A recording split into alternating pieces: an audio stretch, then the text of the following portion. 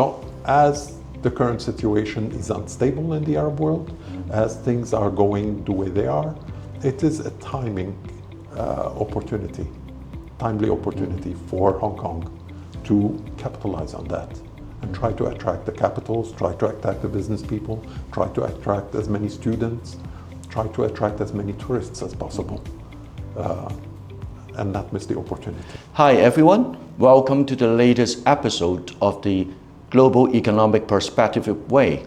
Today we are very honored to have the President of the Arab Chamber of Commerce and Industry, Lord Edwin, with us today. Thank you, Lord Edwin. My pleasure. Thank you for coming to the channel. Thank you for having me. Let's get things started. Can you give the audience a brief introduction of what do the chambers do in Hong Kong and how do you guys support the Arab business in developing their network or the business in Hong Kong and maybe Asia Pacific in a whole? Yes. Chambers of commerce are typically networking platforms. It's a local lobby for business people with governments. However, certain chambers have different functions, such as the European Chamber of Commerce or the Arab Chamber of Commerce, because we cover a greater geographical area that is not limited to one particular country.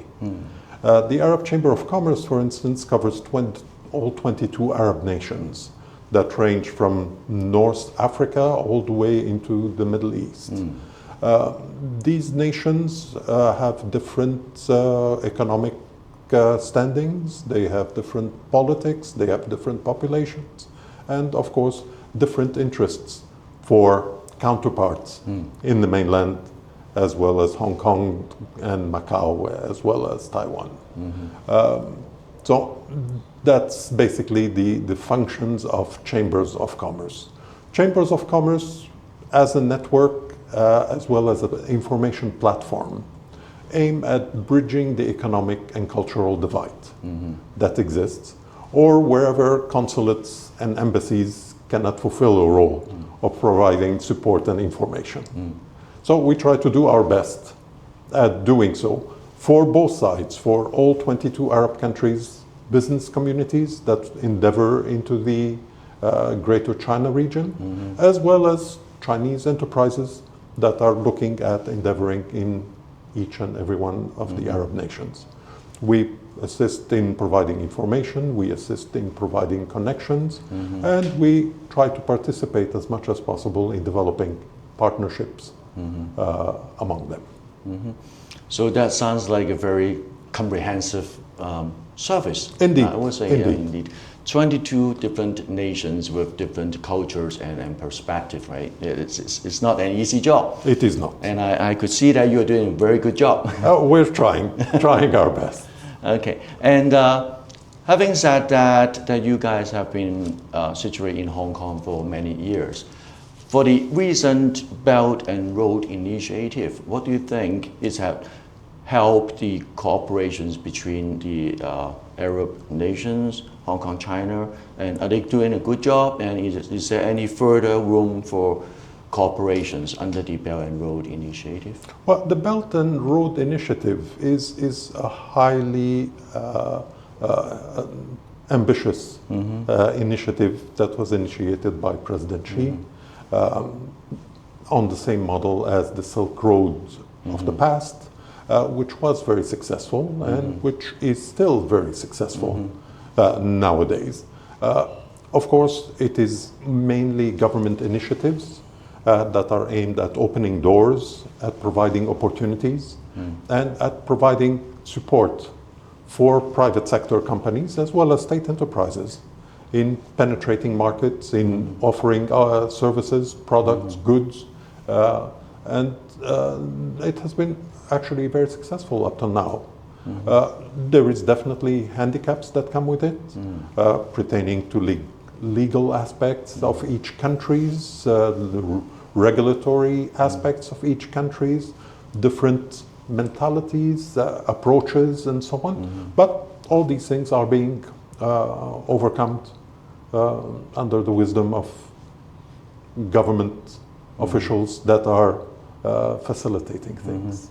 That sounds very encouraging. It is very encouraging, and we are fully supportive of the Belt and Road Initiative because it has proven to be very effective up to now. Good, and we are looking forward for more achievements. Indeed. And in terms of connecting the Arabic nations and China, do you think Hong Kong in particular is doing a good job as a platform between the Arabic nations and China? And how are we doing as a platform? You know, Hong Kong has always done a very good job. Hong Kong has always been a gateway into China. But today, China has opened its borders, has opened its visa availability to so many countries. They do not need to go through the gateway of Hong Kong anymore.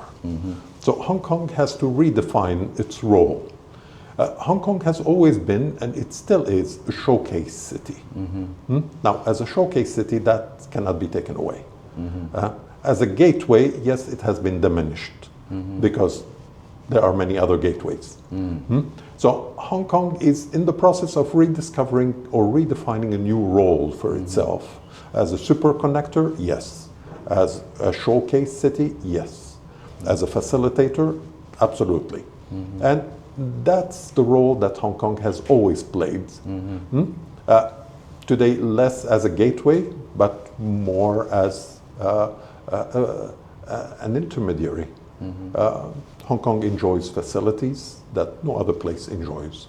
And Hong Kong has had the experience of being an international business center and a financial center. So that makes it much easier for Hong Kong. And Hong Kong has always been a complement to its sister cities within the Greater Bay Area. So that's the role that Hong Kong has had up till now. And Hong Kong is working on nurturing that as much as possible. I don't think Hong Kong will become ever a manufacturing platform or a supply platform as such. No, it cannot compete with its sister cities within the mainland. They have access to more labor, more facilities, products, and so on.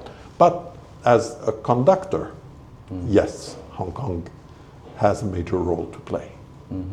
So that's something the Hong Kong enterprise and the Hong Kong government should pay attention to, as you mentioned, that how do we keep doing a good job as a facilitator, as a super connector, and as a showcase for China, right? Indeed. Okay. What do you anticipate, or the chambers will anticipate, the floods of capital, the capital flow in the coming days or coming weeks? Would there be any changes in the capital flow? Well, that is something that we have been preaching and advocating for a very long time. And that is when there is instability elsewhere, that tends to play positively towards the Greater China area, particularly Hong Kong, at attracting those capitals, at giving them a safe haven, at giving them a way of conduct. That is something that we should capitalize on. You know, everything has a momentum in life, more particularly business. Now, there was a momentum for Islamic banking and finance back in 2006 till 2008. Hong Kong acted on it, but not enough, and missed that opportunity. Now, there has been another momentum of business developments and modernization and so on in the Arab world and so on. And unfortunately, until the latest incident that has taken place, where the momentum has come to a halt. Now, that does not mean that it should be a negative, should have negative repercussions. No, we should try to facilitate for capital flow from the Arab world towards Hong Kong and towards China. We should, of course, maintain the usual requests and screening mechanisms that are in place, but nonetheless we should make it easier. Same as we should make it easier for people to obtain visas to come to Hong Kong, for business people. in order not to miss the timing. Because Middle East people or Arabs are very spontaneous. So they decide, well, let me make a decision, and they want to do it right away. If it takes too long, they may change their mind. So as the current situation is unstable in the Arab world, as things are going the way they are, it is a timely opportunity for Hong Kong to capitalize on that and try to attract the capitals, try to attract the business people, try to attract as many students, try to attract as many tourists as possible, and not miss the opportunity. That's very well said, very well said. So the Hong Kong government should react quick and fast to cater to the changing situations in Middle East in order to capture the opportunities that arise. Very well said, tourists, business, students, everything. Right? Indeed. And Hong Kong government has been very active at trying to make that happen, except that there are time considerations. We should accelerate it. We should not take too long in adapting things. Singapore has been very good at doing so. They immediately act, take decisions, make things happen. Hong Kong has more of a red tape aspect that takes time, and by that time opportunities are missed. Gone. And that is something that has been a shame up till now. That's a very good suggestion, a very good reminder for the Hong Kong government to act fast to catch up with, for example, one of the alliance like Singapore. And as you mentioned that we have missed the opportunities in 2008, and this time the government should act quick and react to the situations. And going back a little bit earlier, as you mentioned, the situation in Middle East right now is not something new. That is something that you guys have experienced before. But if the situations escalate, for example, the Iran has blocked the Strait of Hormuz, which counter for about 25% of the global oil and energy export. And at the same time, China is the single largest consuming country in the world. That has a lot of impact of many nations, including China. If the situation escalate, have the members of the chambers, have they discussed or have any ideas on the investments and the business strategies according to the changing situations? Fortunately, the wisdom of the Chinese government and the Chinese officials has led them from previous experiences in the past to always have contingency plans. Yes, today China is one of the largest importers of oil from Venezuela, and that has been handicapped. It is one of the largest importers of oil and gas from the Middle East, whether it is Qatar or whether it is Iran or whether it is other nations. However, China has been developing contingency plans through pipelines, through other lines of supply, whether it is from Uzbekistan, Tajikistan, Kazakhstan, and other places, so that if such situations do occur, the Chinese industry and Chinese businesses are not so much at a disadvantage. And that is something that we are very fortunate in having already in place. So, yes, it does affect, but no, it will not have such a tremendous effect because contingency plans are already in place. China is a long-term planner. It is not a reactionary regime that reacts on short-term basis. So everything has been pre-planned, everything has been taken into consideration, and that is why there is a great degree of stability and competitiveness and ease in production, in supply, and so on.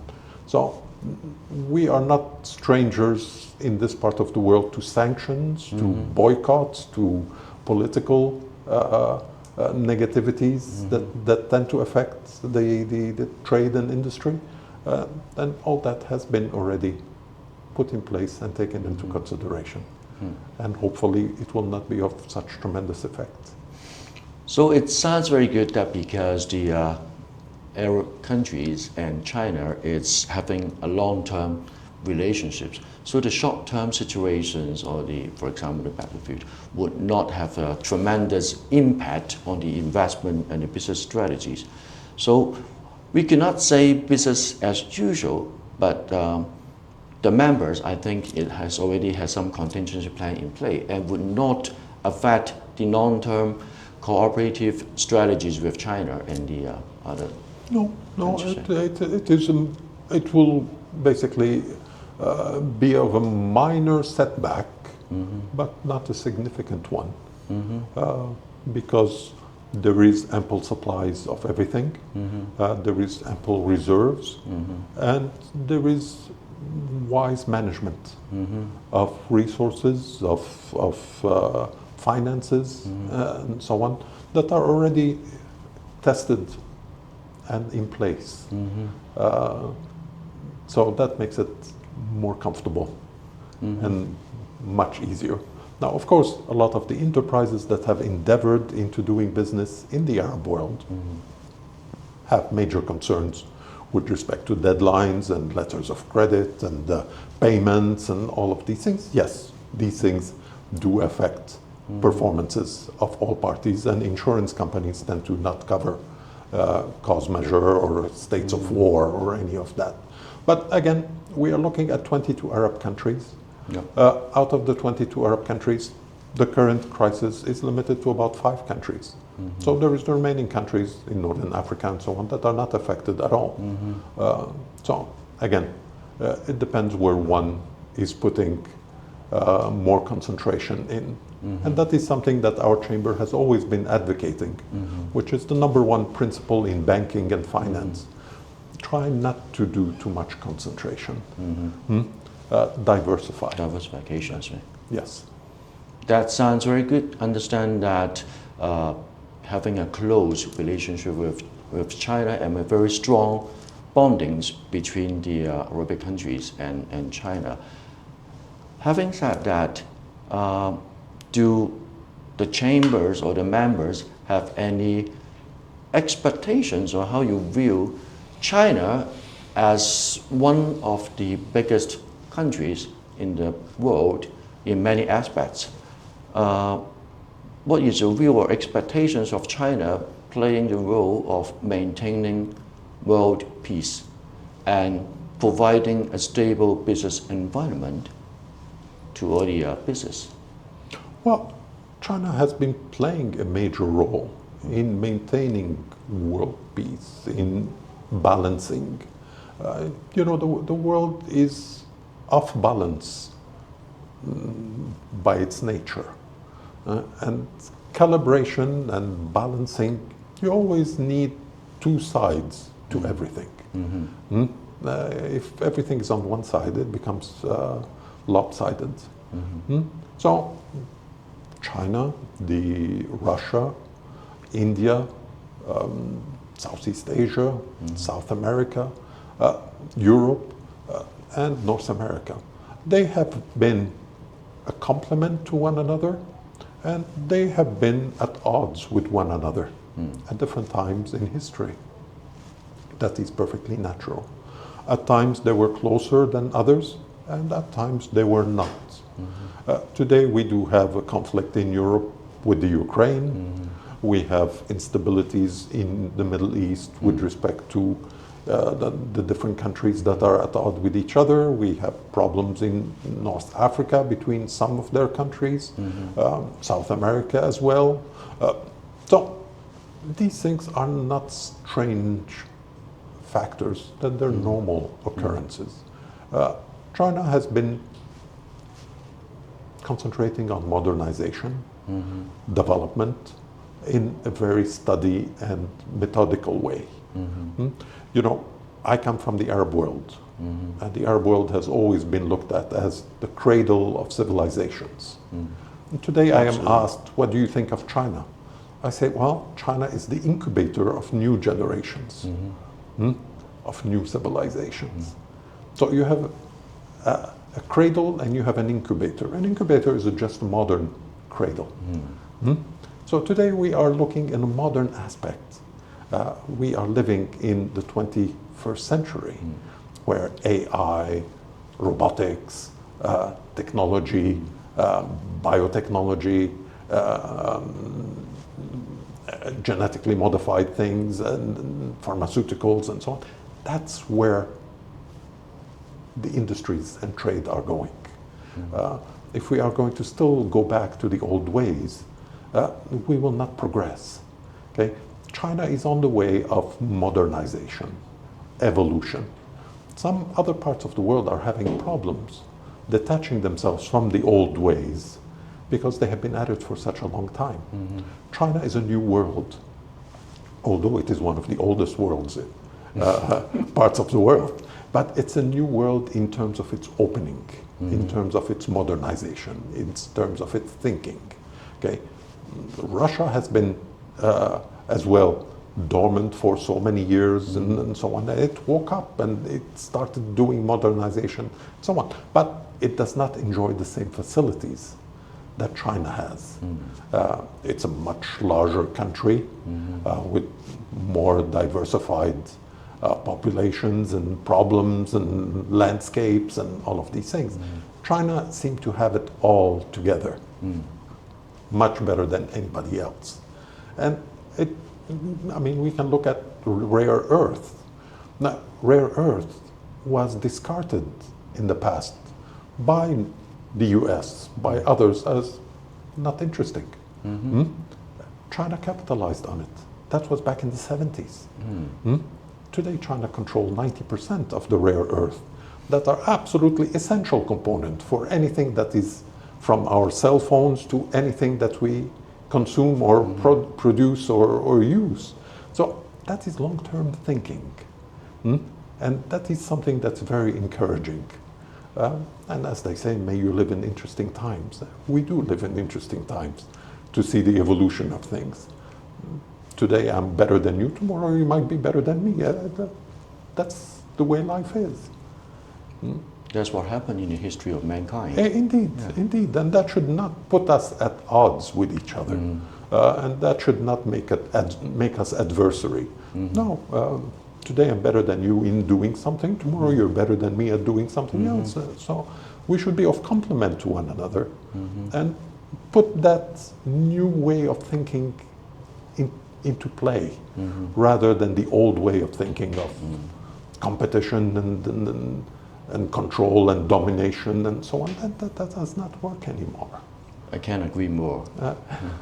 China is Asian civilization with a very long history. Indeed. And luckily that we are catching up with the, as you mentioned, the rapid changings of the mankind, technology, AI, robotics. And it is happy to see that, as you mentioned, China has done some very good bilateral communications with many countries around the world instead of being too dominant and trying to bully the other countries. The Chinese is doing very well on this, that developed and growth together with other countries on a bilateral basis. And China never had an expansionist policy with respect to politics or economics or any of that. No, it has a development policy. It goes into partnerships.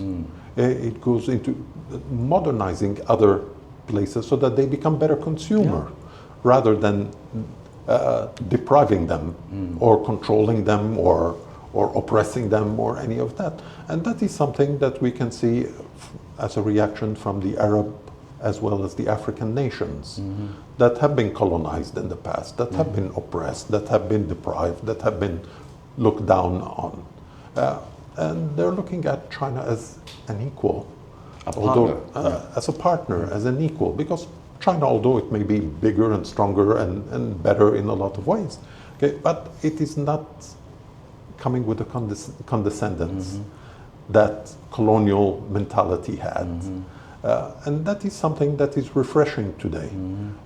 We live in an IT world, we live online as well as offline. The world has changed. The new generations do not have the same thinking as their parents or their grandparents. We have switched from analog to digital. Unfortunately, other parts of the world or certain people are still thinking in analog form. And that is a handicap for them. As Carlos Ghosn, who was the head of Hyundai, said once, and they asked him, why is China progressing so fast in the EVs? And he said, because other countries had normal vehicles, and now they're in the process of transformation. China did not have that. China has created EVs and electric vehicles from zero. They did not have to convert, they did not have to change. So that enabled them to move and excel much faster. And that is the advantage that China has today.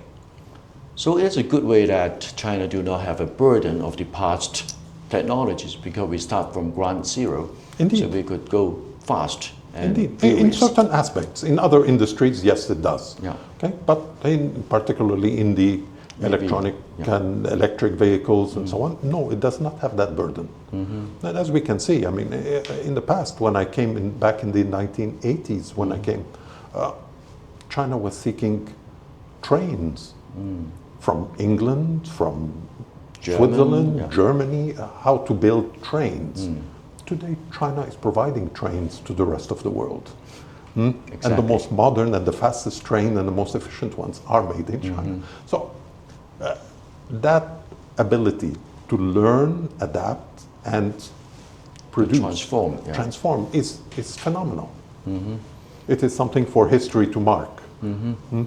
I think it is also a great news for the rest of the world. Indeed. Because China has become, as you mentioned, strong in many aspects, but they are still doing business and they are still doing diplomatic very, very comfortably. Indeed. With the bilateral two-way communications with the rest of the world. Instead of, you have mentioned a very good point, instead of deprived other nations of the natural resources, for example, oil resources or any types of invasions, we grow together with the other countries.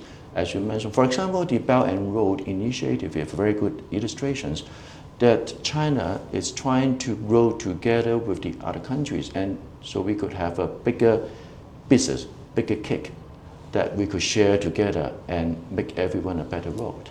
Well, that is the fundamental philosophy.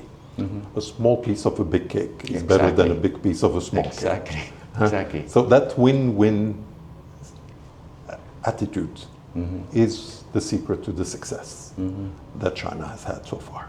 Okay. Thank you very much for coming with us today, Lord Edwin, and hope to see you again soon. I hope so too, and it's a pleasure. Thank you for having me. Thank you, and all the best to the chambers in Hong Kong. Thank you very much. Thank you. Thank you. Thank you for watching the Global Economic Perspective with Wei, and I'll see you next time. I'm your host, Raymond Chan. Thank you.